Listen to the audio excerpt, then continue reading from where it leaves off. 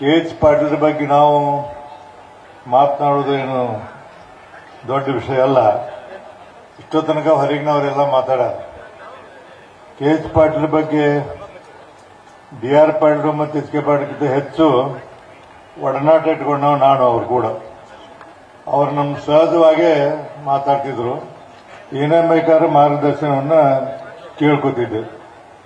ಅವ್ರಿಗೆ ಯಾವಾಗ ನೋಡಿದೆ ಅವ್ರಿಗೆ ನಾನು ಶಾಸಕನಾಗೋಕ್ಕಿಂತ ಮೊದಲ, ಶಾಸಕನಾದ ನಂತರ, ಅವ್ರ ಮಂತ್ರಿ ಆದಾಗ ಎಲ್ಲ ರೀತಿಯಿಂದ ಅವ್ರು ಕೂಡ ನಾನು ಒಡನಾಟ ಇತ್ತು.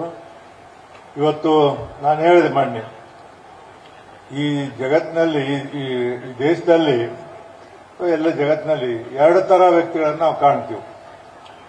ಒಬ್ಬರು ಬದುಕಿದ್ರು ಸತ್ತಂಗಿರ್ತಾರ, ಇನ್ನೊಬ್ಬರು ಸತ್ತರೂ ಬದುಕಿದಂಗಿರ್ತಾರ.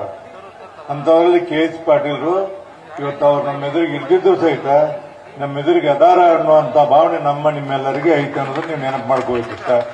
ಅವರ ಮಾತುಗಳು, ಅವರ ಓಡಾಟ, ಅವ್ರು ಹೇಳುವಂತ ಕೆಲಸಗಳು, ಅವರಲ್ಲಿರುವಂತ ಧೈರ್ಯ, ಇವೆಲ್ಲ ಬಹಳಷ್ಟು ನಾವು ಕಲ್ಕೊಳ್ಬೇಕಾದದ್ದು ಇತ್ತು ಅನ್ನುವಂತ ಮಾತನ್ನು ಹೇಳ್ತೀನಿ. ಒಂದು 3-4 ಉದಾಹರಣೆ ಹೇಳಿದವ್ರು ನನ್ನ ಕಡೆ ಹೇಳ್ತೀನಿ. ಒಂದ್ಸರಿ ಅವರು ಸಚಿವರಾಗಿದ್ರು. ಸಚಿವರಾದಾಗ ನಾನು ಒಂದು ಕೆಲಸ ತಗೊಂಡೋಗಿದ್ದೆ, ಒಬ್ಬರು ಕರ್ಕೊಂಡು ಹೋಗಿದ್ದೆ. ಅಲ್ಲೊಬ್ರು ಜಾಯಿಂಟ್ ಸೆಕ್ರೆಟರಿ MS ಬಿಡ್ನಾಗಿದ್ರು, ವಿಶ್ವಕಂಠಯ್ಯ ಅಂತ ಅವ್ರ ಹೆಸರು. 2-3 ಸರಿ ಹೇಳಿದ್ರು, ಅವ್ರು ಫೋನ್ ಮಾಡಿದ್ರು, ಅವ್ರು PS ಫೋನ್ ಮಾಡಿದ್ರು, ಮಾಡಿದ್ದಿಲ್ಲ. ಕೊನೆಗೆ ನಾವು ಹೋದೆ. ಕಕರ ಮಾಡವಲ್ರಿ, ಎಷ್ಟೊತ್ತ ಏನಾದ್ರು ದುಡ್ಡು ಗಿಡ್ ಕೇಳ್ತಾನೆ ಕಾಣ್ತದೆ ಅಂತ. ಇಲ್ಲಿ ಎಲ್ಲ ಭಾಷೆ ಹೇಳಿದ್ರು, ಯಾವ ಹಲ್ಕಟ್ಟಂದ್ರು. ಅಂದ ಕೂಡಲೇ ಫೋನ್ ಹಚ್ಚೋ ಕೊಟ್ಟು, ಚೀಟಿ ಕೊಟ್ಟು ಎಲ್ಲ ಮಾಡಿದೆ. ಯಾಕೋ ಏನಿನ ಹೆಸರ? ವಿಶ್ವಕಂಠಯ್ಯ. ನಿಮ್ಮಪ್ಪ ನಮ್ಮ ಚಲೋ ಹೆಸರಿಟ್ಟಾರ ನೋಡಿ ನಿನಗಂದು. ಏನಂದ್ ಗೊತ್ತಾಗಲಿ ಸಾಹೇಬ್ರದ್ದ. ನಿಮ್ಮಪ್ಪ ನಿಮ್ಮ ಚಲೋ ಹೆಸರಿಟ್ಟಾರಲ್ಲ ಅಂದ್ರು ಅವರು. ಅಂದ ಕೂಡಲೇ ಅದು ತಿಳಿಯೋಲ್ಲ ಅಪ್ಪ ಅಂತೇಳಿ. ನಿನ್ ಹೆಸರು ಏನಾದ್ರು ಇಲ್ಲಿ ಆ ಕೆಲಸ ಮಾಡ್ತೇವೆ, ಮನೆ ಕುರ್ಚಿ ಖಾಲಿ ಮಾಡ್ತೀವಿ ಅಂತ ಕೇಳಿದ್ರು. ಅಲ್ಲಿ ಬಂದವ, ನೀನು ಸುಮ್ಮನೆ ಮಾಡ, 5:30 ಗಂಟೆಗೆ ಆರ್ಡರ್ ತಂದು ಕೊಡ್ಬೇಕು ನಮ್ಮ ಆಫೀಸ್ಗೆ ಅಂತ ಹೇಳಿದ್ರು. ಇಂಥ 100 ಉದಾಹರಣೆಗಳನ್ನು ನಾವು ಹೇಳ್ಬೋದು.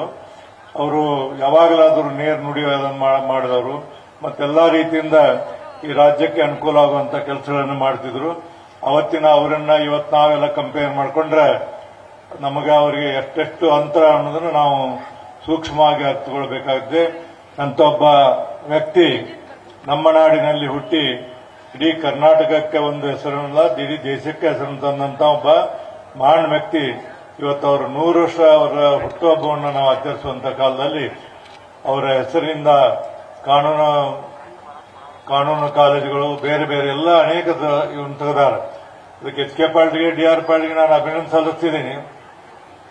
ಎಷ್ಟೋ ಜನ ನಾವು ನೋಡ್ತೀವಿ, ದೊಡ್ಡ ದೊಡ್ಡ ವ್ಯಕ್ತಿಗಳಾಗಿ ಬೇಕಾದಷ್ಟು ದೊಡ್ಡ ದೇಶವನ್ನಾಳಿ, ರಾಜ್ಯವನ್ನಾಳಿ, ತಮ್ಮದೇ ಆದಂತ ಹೆಜ್ಜೆ ಗುರುತನ್ನು ಬಿಟ್ಟು ಹೋಗಿರ್ತಾರೆ. ಅವ್ರು ಹೋದ ನಂತರ ಮರೆತು ಬಿಡ್ತಾರೆ ಎಲ್ಲರೂ. ಆದ್ರೆ HK Patil, DR ಪಾಟೀಲ್ರು, KH Patil ಹೆಸರನ್ನು ನೀವು ಹುಬ್ಬಳ್ಳಿಯಿಂದ ಬರ್ಬೇಕಾದ್ರೆ ಅಲ್ಲಿಂದ ಇಲ್ಲಿವರೆಗೆ ನೋಡ್ರಿ.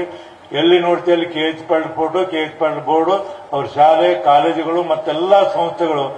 ಇಂಥ ಒಂದು ವಿಷಯವನ್ನು ಬಹಳ ಅಭಿಮಾನದಿಂದ ನಾನು HK ಪಾಟೀಲ್ಗೆ ಹೇಳ್ತೀನಿ. HK ಪಾಟೀಲ್ ಸಹಿತ ತಂದೆ ಮಾರ್ಗದಲ್ಲಿ ನಡೆದಾರೆ. ನಾನು ಒಮ್ಮೆ ಅಂತಿರ್ತೀನಿ ಅವ್ರಿಗೆ, ಏನ್ರಿ HK ಪಾಟೀಲ್, ನಾನು ಜಿಲ್ಲಾ ಒಡೆದು ನಮ್ದು ಹಾಳು ಮಾಡಿದ್ರಿ ಅಂತ ಹೇಳಿದ್ರು. ಯಾಕಂದ್ರೆ ಈ ಜಿಲ್ಲೆಯನ್ನು ಬಡಿ ಧಾರವಾಡ, ಹಾವೇರಿ, ಗದಗ, ಧಾರವಾಡ ಅಂತಲ್ಲ, ಅತ್ಯಂತ ಸುಧಾರಣೆ ಆದಂತ ಜಿಲ್ಲೆ ಏನಂದ್ರೆ ಗದಗ ಜಿಲ್ಲೆ. ಅದು HK ಪಾಟೀಲ್ರಿಂದ. ಅದಕ್ಕೆ ಅಖಂಡವಾಗಿ ಧಾರವಾಡ ಜಿಲ್ಲೆ ಇದ್ರೆ HK ಪಾಟೀಲ್ ಡಿಸ್ಟ್ರಿಕ್ಟ್ ಮಿನಿಸ್ಟರ್ ಏನಾಕಿದ್ರು ಅಲ್ಲೆಲ್ಲ ಮಾಡ್ತಿದ್ರು. ಹಿಂಗಾಗಿ ನಮಗೆ ಏನಂತ ಜಿಲ್ಲೆ ಹೊಡೆದ್ ನಮ್ಗೆ ಬಹಳ ಅನಾನುಕೂಲ ಆಗಿದೆ ಅನ್ನುವಂತ ಮಾತನ್ನ ಅವ್ರಿಗೆ ಹೇಳಿದೆ. ಇಲ್ಲೆಲ್ಲ ರೀತಿಯಿಂದ ಇಂಟರ್ನ್ಯಾಷನಲ್ ಹಾಕಿ ಗ್ರೌಂಡ್, ಸ್ವಿಮ್ಮಿಂಗ್ ಪೂಲು, ಏನ್ ಮಾಡಬಾರದು ಎಲ್ಲ ಏನು ಇಲ್ಲಪ್ಪ ಅನ್ನುವಂಥದ್ದು ಗದಗಿನಲ್ಲಿ ಒಂದು ಸಾಮಾನ್ಯವಾದಂತ ಜಿಲ್ಲೆ ಅನಿಸ್ಕೊಳ್ಳಂಗಿಲ್ಲ. ಅಂತ ಕೆಲಸವನ್ನು ಮಾಡಿದ್ರೆ KH ಪಾಟೀಲ್ ನಡೆ ನುಡಿ ಒಂದಾದ್ರೆ ಇವ್ರ ನಡೆ ನುಡಿ ಒಂದು. ಅವರಿಗೆ ಇವರಿಗೆ ಸಮಾನರು ಅನ್ನುವಂತ ಭಾವನೆ ಬೇರೆ ಬೇರೆ ದೃಷ್ಟಿಯಿಂದ ಆಗ್ತಿದೆ ಅನ್ನೋದನ್ನು ನಾವು ಒಪ್ಪಬೇಕಾಗ್ತಿದೆ.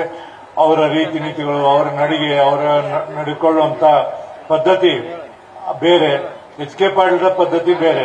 ಆದ್ರೆ HK ಪಾಟೀಲ್ರು KH ಪಾಟೀಲ್ ಮಾಡುವಂತ ಯಾವ ಕೆಲಸಕ್ಕಿಂತನೂ ಕಡಿಮೆ ಕೆಲಸ ಮಾಡಿಲ್ಲ ಅನ್ನೋದನ್ನ ನಾನು ಬಹಳ ಅಭಿಮಾನದಿಂದ ಹೇಳಕ್ಕೆ ಇಷ್ಟಪಡ್ತೀನಿ. ಅದಕ್ಕೆ ತಂದೆಗೆ ತಕ್ಕನಾದಂತ ಮಗ ಇಂಥವರೆಲ್ಲ ಇರೋದ್ರಿಂದ ನಮ್ಮ ರಾಜ್ಯದಲ್ಲಿ ಅನೇಕ ರೀತಿಯಿಂದ ಶಿಕ್ಷಣ ಇರ್ಬೋದು, ಆರೋಗ್ಯ ಇರ್ಬೋದು, ಸಹಕಾರ ಇರ್ಬೋದು, ಎಲ್ಲ ಸುಧಾರಣೆ ಅನ್ನುವಂತ ಮಾತನ್ನು ಹೇಳಿ ಹೆಚ್ಚಿಗೆ ನಾನು ಮಾತನಾಡುವುದಿಲ್ಲ. ಅಂತ ಒಬ್ಬ ಧೀಮಂತ ನಾಯಕ ನಾವು ಅವ್ರನ್ನ ಇವತ್ತು 100 ವರ್ಷದ ಅವರ ಹುಟ್ಟುಹಬ್ಬವನ್ನು ಆಚರಿಸ್ತೀವಿ. ಅಂತವ್ರು ಮತ್ತೊಮ್ಮೆ ನಮ್ಮ ರಾಜ್ಯದಲ್ಲಿ ಹುಟ್ಟಿ ಬರಲಿ ಅಂತ ತಿಳ್ಕೊಂಡು ಹೇಳಿ ಎಲ್ಲರಿಗೂ ಶುಭವನ್ನು ಹಾರೈಸಿ ನನ್ನ ಮಾತು ಮುಗಿಸ್ತೇನೆ. ನಮಸ್ಕಾರ. ನ್ಯೂಸ್ ಫಸ್ಟ್ ನಿರ್ಭೀತಿಯಿಂದ ನಿಮ್ಮ ಪರವಾಗಿ.